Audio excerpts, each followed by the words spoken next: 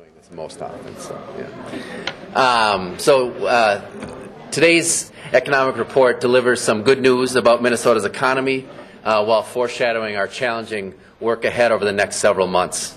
There are positive signs in this report which we're pleased about. It is good news that the state, as a result of this forecast, the state has made some progress, although not all the way, in repaying the school shift. But it also shows that we're continuing to face a significant budget deficit in the next biennium of over $1 billion, and we still owe our schools over $1 billion. The fact of the matter is, though, that our state budget has been on a roller coaster of deficits for the past decade, and it is time. And in that time, we have seen the effects of short-sighted budgeting by both parties in the face of both economic and ideological obstacles. And as a result, our schools and our kids have been undercut, and class sizes have grown. Middle-class families have been hit with higher property taxes and tuition increases. Those remain challenges as well. Each time we faced a deficit, we have failed to take the long view, and so we end up in the same position year after year, biennium after biennium. And that really is our challenge and our task and our commitment this year, to finally address that once and for all and for real. The issues surrounding the fiscal cliff at the federal government makes our path a little bit more murky. But the forecast really is only a starting point, and I think that's the most important thing from my perspective today. It's a starting point, but our success ultimately really needs to be judged not on whether we fill this particular budget hole, but whether we build a budget that's fair and that's stable and that promotes the long-term innovation and prosperity and opportunity for all Minnesotans. And that really is how we're viewing our budgeting process going forward for the next several months. And I think that's what Minnesotans expect of us. Tom, do you want to say something? I don't have a lot to add except to say that in my tenure here, I cannot remember a forecast with so much uncertainty built into it. If you start to dig down into the revenue numbers, the amount of capital gains we may receive before the end of the year, which takes money away from next year, or we may not receive if there's a resolution in Washington, D.C., just add an incredible amount of uncertainty to these budget projections. So I'm generally pleased that we're making some headway in paying back the school shift. What continues to nag me some is we still have a fiscal crisis ahead of us in the next biennium, with inflation something just north of $2 billion to resolve. And I do hope that over the course of the winter and the spring, we're able to have that honest conversation with Minnesotans about resolving this constant fiscal crisis that we find ourselves in. Again, I'll say I'm pleased we're making some headway on paying schools back. I think that was a strong priority to both the House and Senate Democrats on the campaign trail, but much work left to be done, and I can't help but notice that Dr. Thissen talked about the significant jobs deficit that we still have in Minnesota. And as we move forward with resolving the state's budget challenges for the next 2 years, I think we all need to be mindful of decisions we make, that they continue to grow jobs in this state. The Speaker designee and myself are meeting with the State Chamber of Commerce Executive Board this afternoon, reaching out to them for their ideas about how we can get the state back on a stable path where we get out of crisis management. Okay. As Republicans have either led the state in the legislature or in the governor's office, we've had consistent budget deficits. What will Democratic majorities, as well as the Democratic governor, provide the state of Minnesota? Well, again, I think our goal is not really to look back over the last decade, learn some lessons, I suppose, but at the end of the day, we need to have transparency in our budget, and we need to have a budget that doesn't rely on the gimmicks that we've seen in the past, and that's what our commitment is going to be going forward. In the budget that you pass, do you aim to fully pay back the school shift beyond what's been announced today? We're and Tom, you can speak too, but we are going to be looking at all the options that we have available. Again, our goal is to put together a budget that's going to promote the long-term growth and prosperity of this state for all Minnesotans. And, what that means in the particulars, we still are working out.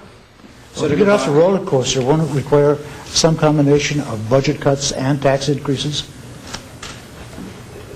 So I think that we need to look at all of our options, but certainly we need to do we've talked a long time about doing a larger tax reform. I think, what we need to focus on is continuing to grow our economy, and to me that means that we need to make the right investments, and we need to make the right decisions on the tax side for middle-class Minnesotans, and that's going to be our priority.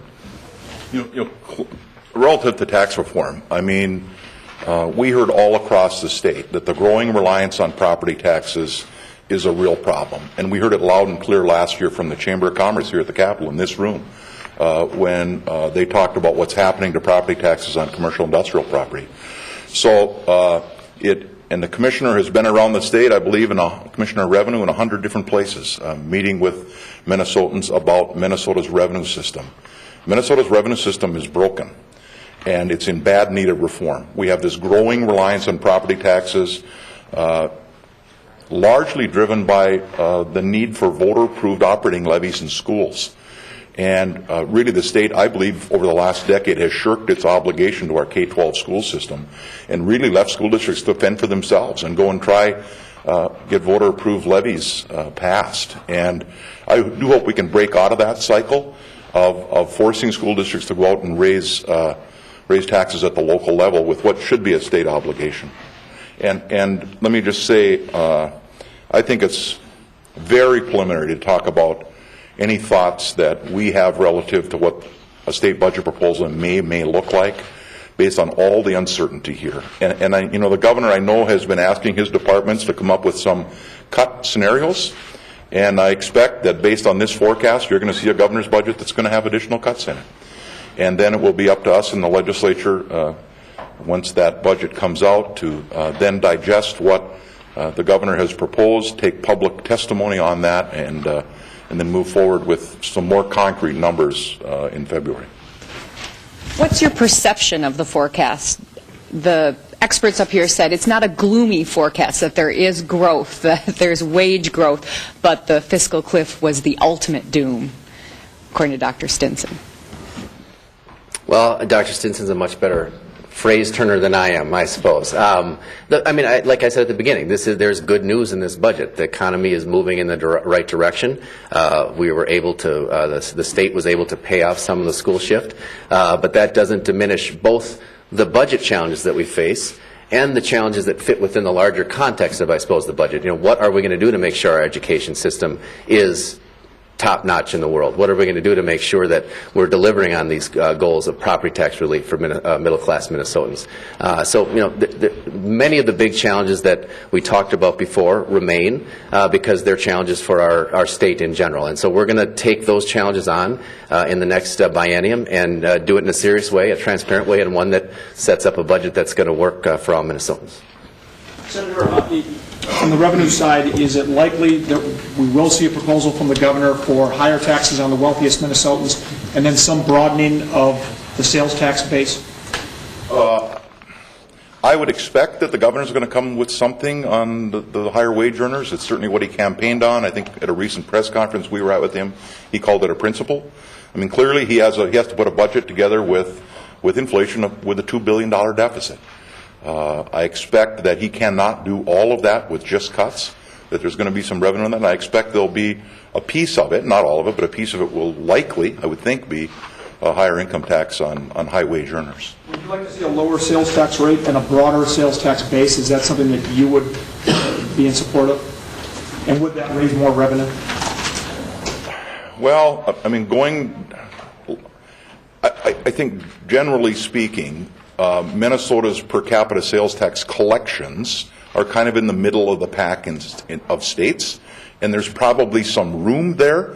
One of the things that I've talked with Senator Skoye about, who's going to chair our tax committee, is that we not do anything that make us an outlier in tax categories. I think to the extent we cannot be in the top 5 in any tax category, I think that's probably a good goal to set. I do think the corporate rate, although I don't think it's a problem with economic growth. I think there's a perception that it's too high. So I do hope to engage the business community in that conversation, that if we were going to lower the corporate rate, for example, in a larger tax reform, how would we then replace that revenue?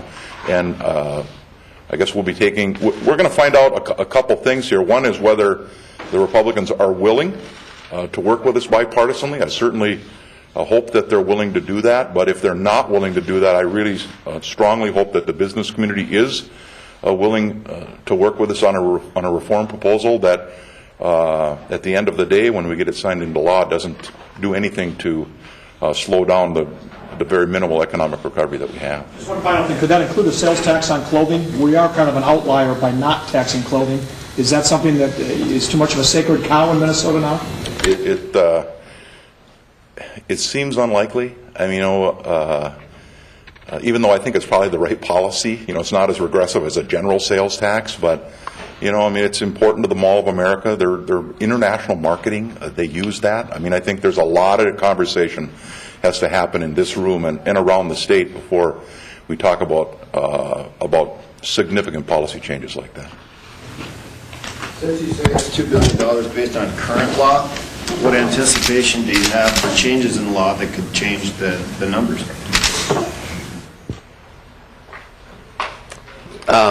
So, we want to put together a budget that's going to be a budget that reflects kind of how businesses look at their own budgets. And to the extent I think the biggest thing is we need to wait till February to see what the forecast, what the effect of what happened in Washington D.C.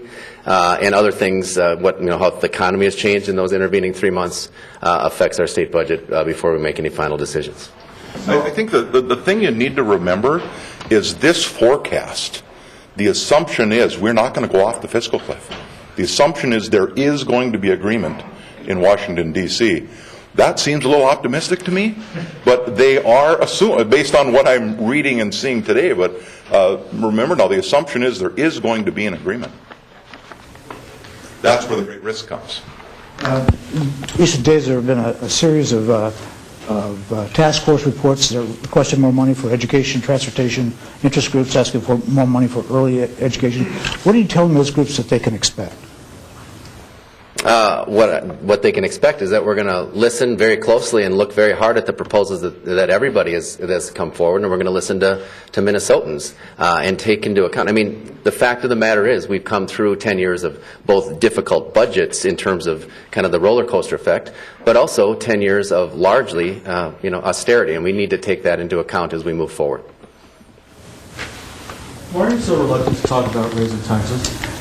Everyone knows that you guys are in support of some of this, but you're talking in this news conference about, okay, well, there may be revenue, we want to do some kind of reform, but are you reluctant at all to bring this up? I think tax reform and raising taxes are different things. I said it, our revenue system's broken. If you look at the commissioner's three-legged stool, it won't even stand up any longer because the property tax leg is getting so long.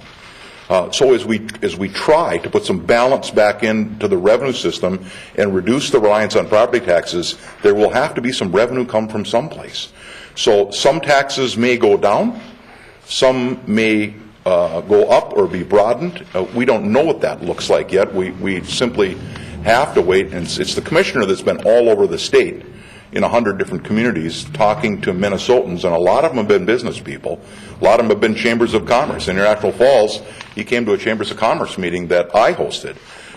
So he's the one that has digested the public opinion around the state, and I think before I or Senator Skoye make any comments about what we might be going to do, we certainly need to digest what the commissioner has heard all around the state.